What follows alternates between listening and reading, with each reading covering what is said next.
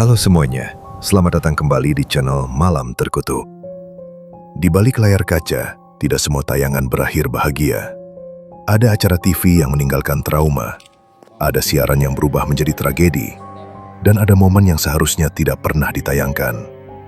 Beberapa waktu lalu, pembahasan tentang sisi gelap acara TV mendapat respon yang lumayan.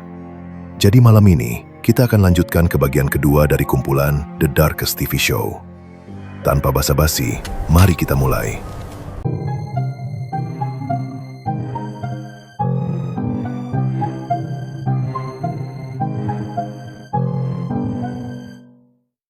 Yang pertama, tentang reporter di Sungai Nerim, Brasil.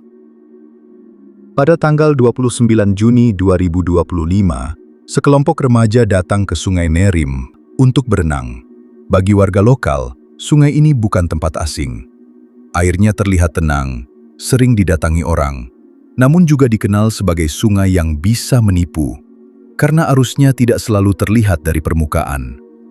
Dan jelas saja, beberapa saat setelah mereka asik bermain di air, arus sungai mendadak berubah lebih kuat. Dan di tengah kepanikan itu, salah satu dari mereka tak lagi terlihat. Raisa, 13 tahun, tidak bersama mereka lagi. Teman-temannya berteriak, menyisir dari tepian hingga ke tengah sungai, memanggil namanya berkali-kali. Tapi, tidak ada jawaban. Raisa pun dinyatakan menghilang. Kejadian ini membuat orang tua dan warga sekitar panik. Sayangnya, pada saat itu, kasus ini belum ramai diberitakan secara luas. Tidak ada footage pencarian besar-besaran, tidak ada rilis media yang masif. Sungai kembali terlihat tenang, seolah tidak pernah menyimpan apapun. Kemudian, dikabarkan pada 30 Juni, sebuah stasiun televisi lokal melakukan liputan di Sungai Nerim.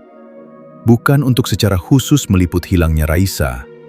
Salah satu reporter di sana, Lenilu Frazao, bahkan disebut tidak terlalu memahami detail kasus anak yang tenggelam tersebut.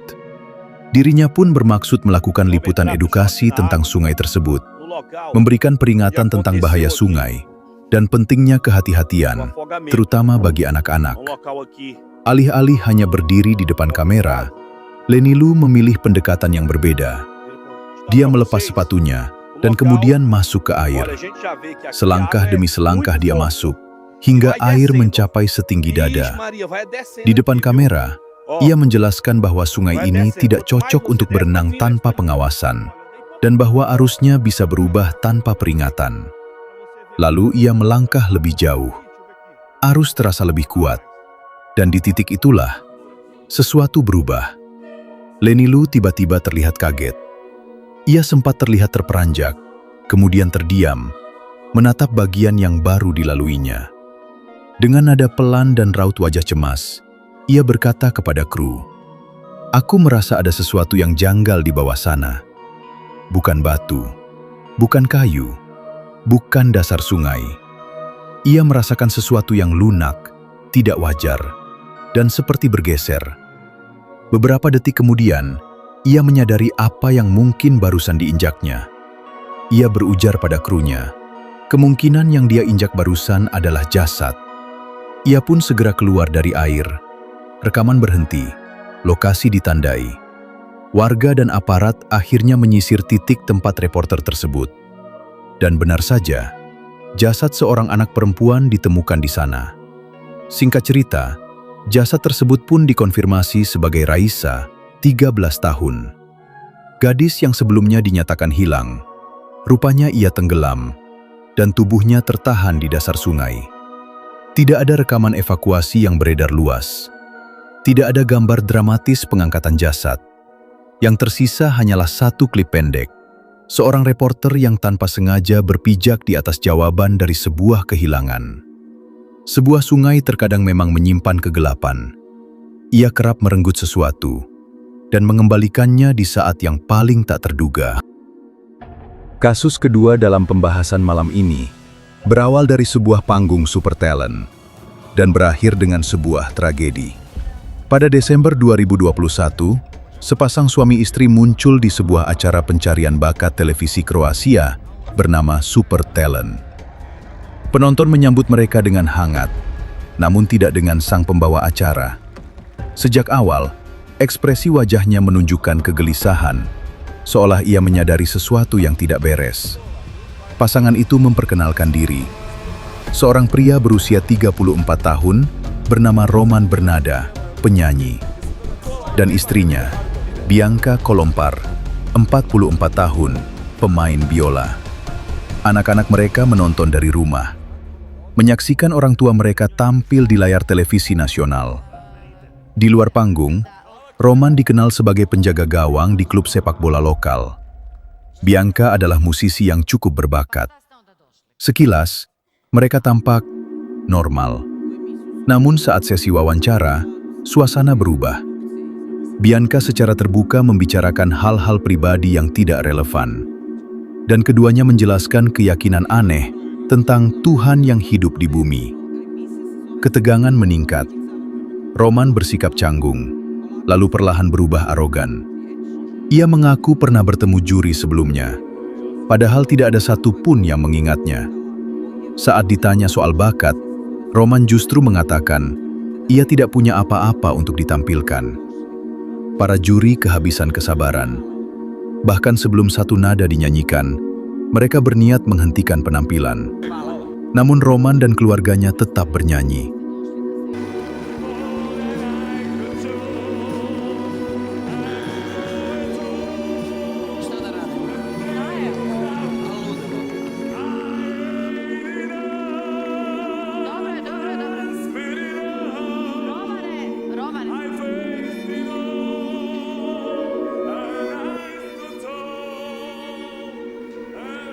Situasi menjadi kacau. Produser akhirnya turun langsung ke panggung untuk menghentikan mereka. Pasangan itu pergi, tanpa hadiah, tanpa simpati, dan dengan reputasi yang hancur. Segmen ini kemudian menjadi salah satu momen paling kontroversial dalam sejarah Super Talent Kroasia. Namun, ini baru permulaan. Setahun kemudian, tanggal 6 Februari 2022, sebuah foto beredar di Kroasia. Seorang pria berjalan telanjang di pusat kota. Banyak orang tertawa, sebagian merekam, sebagian lagi marah. Pria itu adalah Roman Bernada. Yang tidak diketahui publik saat itu, foto tersebut diambil setelah sebuah peristiwa mengerikan. Setelah gagal di Super Talent, Roman tetap berusaha menjadi musisi. Ia bernyanyi di jalanan, tampil kecil-kecilan, kadang mendapat uang. Namun reputasi buruk membuatnya sering diganggu. Beberapa kali uangnya hilang, entah dicuri atau ia sendiri yang lupa. Di sebuah dapur umum, Roman bertemu seorang wanita lansia bernama Darinka Krivec, 67 tahun. Darinka hidup sederhana, namun ia mempercayai Roman, mengagumi suaranya. Hari itu, Darinka mengajaknya minum teh di sebuah kafe bernama Cafe Bean. Awalnya, semuanya normal. Pelayan memperhatikan Roman tampak tidak sehat. Tubuhnya lemah, tatapannya kosong. Tak lama kemudian, Roman panik.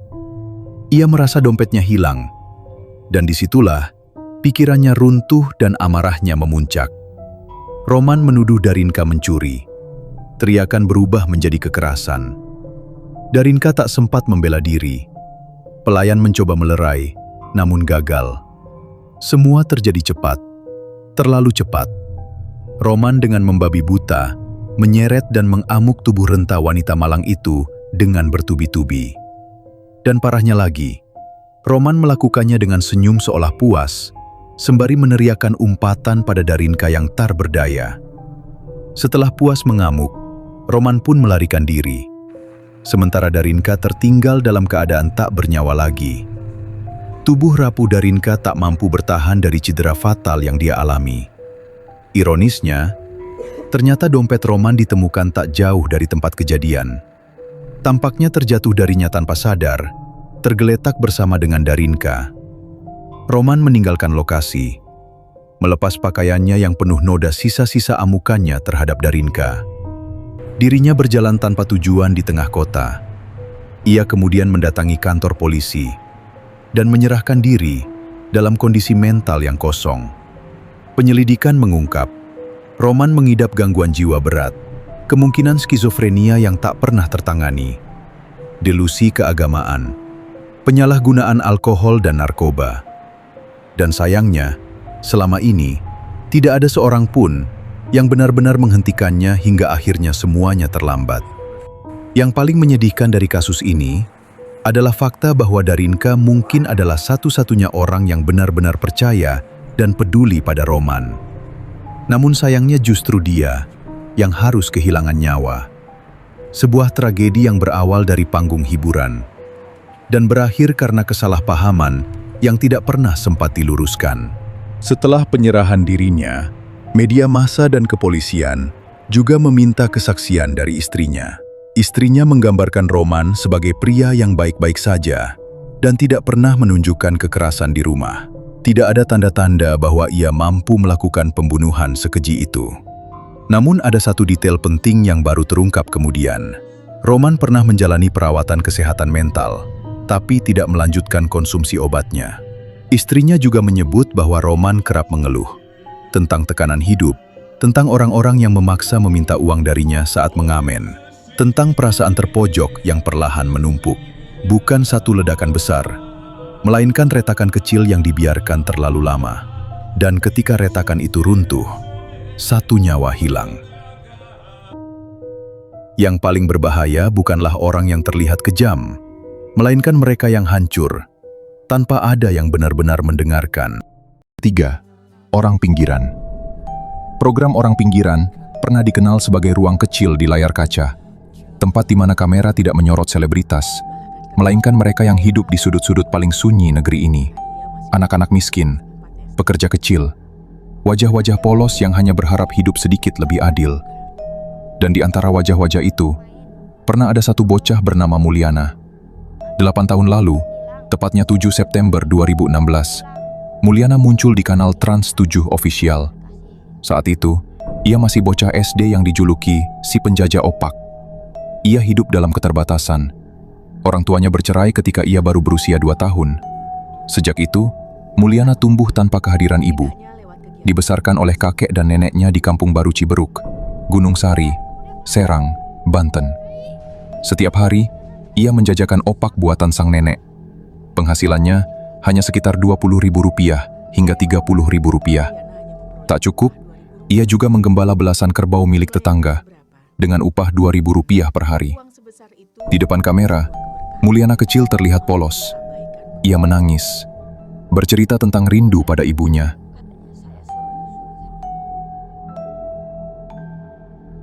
Saat itu, publik tersentuh. Tak sedikit yang berharap, semoga hidup anak ini membaik suatu hari nanti. Namun waktu tidak selalu membawa akhir yang indah. Pada 19 April 2025, nama Mulyana kembali muncul ke permukaan. Bukan sebagai bocah penjual opak, melainkan sebagai tersangka pembunuhan disertai mutilasi. Korban adalah kekasihnya sendiri, SA-19. Mulyana ditangkap di wilayah Pabuaran, tanpa perlawanan, dan publik terdiam saat mendengar pengakuannya.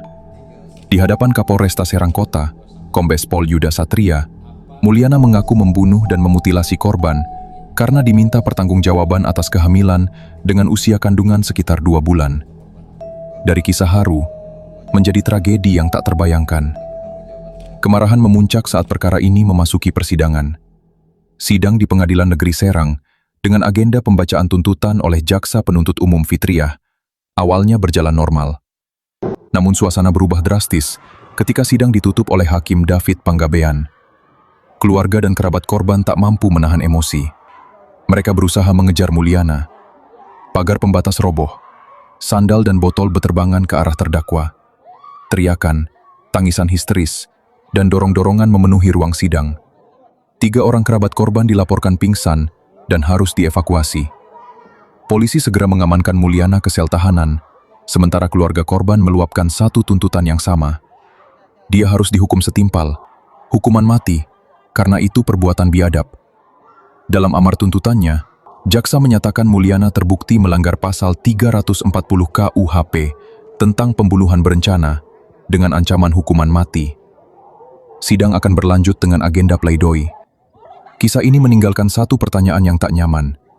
Bagaimana seorang anak yang pernah menangis di depan kamera, yang dulu disebut korban keadaan, akhirnya tumbuh menjadi pelaku kekejaman? Apakah semua luka masa kecil selalu sembuh oleh waktu? Atau ada yang justru membusuk dalam diam? Yang keempat adalah penembakan Maritza Martin. Pada 18 Januari 1993, di pemakaman Our Lady Queen of Heaven, Florida, sebuah kru televisi datang untuk meliput duka. Yang mereka dapatkan justru pembunuhan, terjadi di depan kamera, tanpa naskah, tanpa jeda. Maritza Martin Muñoz, 33 tahun, datang ke makam putrinya. Diam, tidak ingin bicara, namun kamera tetap mendekat. Reporter acara kriminal berbahasa Spanyol Ocurrió Así, Ingrid Cruz, menghampirinya dan terus mengajukan pertanyaan, mengetuk jendela mobilnya, memaksa respons, sementara semua direkam. Di lokasi yang sama berdiri mantan suaminya, Emilio Núñez, pria yang menyimpan amarah, delusi, dan kebencian. Putri mereka, Yoandra, 15 tahun, telah bunuh diri 2 bulan sebelumnya. Núñez menolak kenyataan. Ia menyalahkan Maritza. Ia yakin, tanpa bukti, bahwa anak mereka dibunuh atau dipaksa mati. Semua teori itu telah dibantah penyelidik, tapi kebencian tak butuh fakta. Saat Maritza akhirnya keluar dari mobil, mencatat nomor plat Núñez, dan berjalan kembali ke kuburan, kamera masih mengikutinya. Pertanyaan terus menghujani. Duka tidak diberi ruang. Kesedihan menjadi konten. Lalu semuanya runtuh dalam hitungan detik. Núñez pergi, lalu kembali. Dengan pistol 9 mm di tangan. Kamera masih merekam.